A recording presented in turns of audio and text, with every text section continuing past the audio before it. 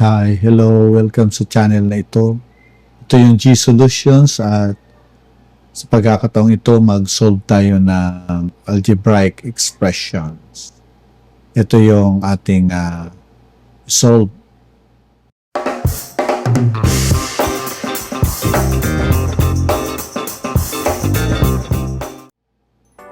Okay, sabi po dito, yung 2 raised to 3 raised to the x is equals to 3 raised to 2 raised to the x. Yan. Okay, so yan yung i-solve natin. Find x. Hanapin natin kung ano yung value ng x. So mag-apply tayo ng mga ilang idea dito, principle sa algebra at saka sa logarithm. Okay? So, yung magandang unang gawin ay ating apply yung logarithm sa both sides, sa right and sa left. So, okay. For your solution, okay. So, yung logarithm, logarithm of the left side 2 to the 3 raised to the x. Okay, so i-logarithm na din natin sa right side. So logarithm 3 to the 2 to the x. Okay, ayan. So kung naalala po natin yung idea na yung ating logarithm, okay, so logarithm of a, base a, logarithm of b sa base a raised to n, ito ay equal sa n logarithm of b base a. Okay, so siguro naalala naman natin to, no? Now, i-apply po natin ito dito sa ating sinusolve. So, yung left side niya, this one, pwede nating gawin na 3 raised to x. Okay, nasa left side na siya. Okay, ito yung n natin, yan, no? Yung n. Yung logarithm b on base a. So, ito yung logarithm on b base a, which is log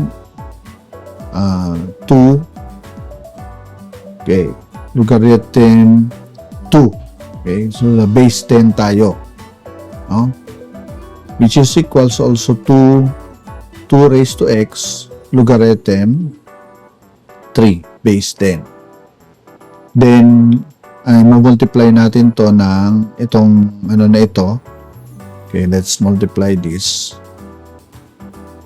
sa 1 over 2x 2 raised to x. Multiply natin yung left side at saka as well as itong right side multiplied by 1 over 2 raised to x. Okay, so multiplying, this becomes, ito ay magiging 3 raised to x over 2 raised to x.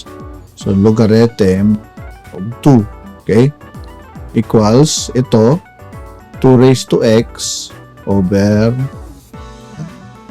2 raised to x logarithm of 3 to the base 10. No? So, ito naman ay magka-cancel. That will be cancelled out kasi equal yan sa 1. Sige, tuloy natin. So, yung tira dito is dito. So, i-rewrite natin. So, 3 raised to x over 2 raised to x logarithm of 2 to the base 10 is equals to logarithm of 3 to the base 10. So, nangyayari ay pwede nating i-divide ito o i-multiply ito ng 1 over logarithm of 2, yung both sides niya, no? Or we just simply have this put on the, lagay natin sa right side, multiplication siya dito sa left side, so magiging division dito sa right side. Okay? So, yun yung ginagawa natin. Sulat natin. So, you have here 3 raised to x. Yan. So, 2 raised to x. Ito na ay magiging logarithm of 3, okay, over logarithm 2. Yan. So, meron din tayong naaalala, no? Na pwede nating magamit. So, pwede nating magamit dito yung idea na logarithm of, let's say, b over, yan, logarithm of a. Ito ay actually equal sa logarithm b. So, magiging base a siya, log a. So, pwede nating magamit dito. So, ito ay magiging logarithm, itong sa right side natin, logarithm of 3 base 2. Okay? So, ito naman, sa left side, ay pwede natin ilabas yung yung power niya, yung power ng x, no? Kasi, yan, this will become 3 over 2, okay? Instead of na-put natin individual, pwedeng isahan na lang, raised to x, no? Yan. So, ngayon, mag-apply naman tayo ng logarithm. No? Gawin natin yung both sides, i-logarithm ulit natin. So, itong left side, logarithm, ayan, of 3 over 2 raised to x is equals to, ayan, logarithm din natin yung right side. So, you have logarithm, okay, kopya lang, 3 base 2. So, apply naman natin uli yung idea na ito. Yan, apply natin. So, magiging ngayon dito sa, okay, magiging x, kapula, sulat natin yung itim, x, logarithm, yan, of 3 over 2. Yun. Is equals to, kopya lang, logarithm of 3 base 2. Yan. Pwede naman natin ilagay itong whole portion na to dito sa right side. No? Multiplication siya dyan. So, magiging division. Or, ang dyan is, i-divide natin ng logarithm of 3 over 2 sa left side, saka logarithm of 3 over 2 sa right side. Base 10 lahat. Okay? Or, multiply ng 1 over logarithm of 3 over 2 to the base 10 na both sides. No? Pero yung ginagawa natin dito ay shortcut na. Okay? Yan. So, this will become, ito na, yung matitira na dito, since ang hinahanap natin ay x, ayan. X. So, magiging logarithm of 3 base 2. Yan. Okay. All over, yan, logarithm of 3 over 2. Yan. Okay? So, simplify natin to.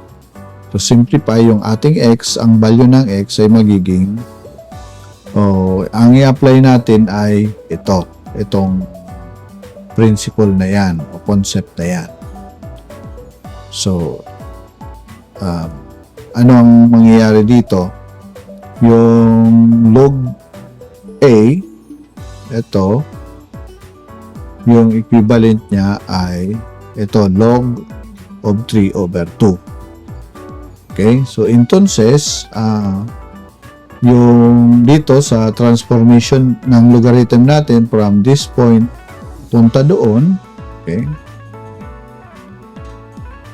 Makikita natin na itong A, yun yung naging base niya. Tapos, as is yung logarithm na ito. Yan, para dyan. So, yun yung alam natin, di ba? So, therefore, ito, yun nga, itong sa taas ay as is, that will be your log B, at yung log A mo ay ito. Okay? So, pag sinulat na natin, magiging ganito na siya. Log,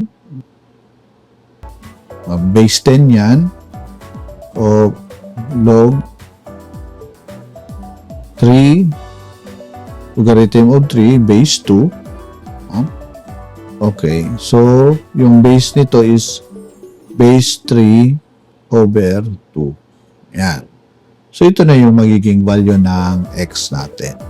Ayan. So, nakuha na natin yung value ng ating x.